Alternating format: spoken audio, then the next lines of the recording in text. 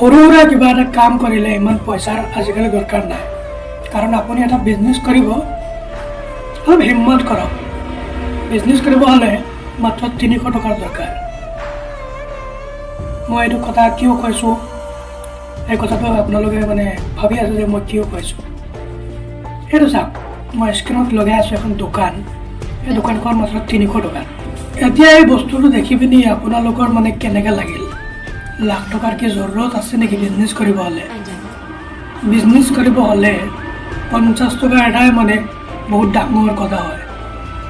সেইটোৱে বিজনেছ। জিৰ'ৰ পৰা যি মানুহে শুৰুৱাত কৰে নহয়, সেইটোৱে আগত ছাকচেছফুল।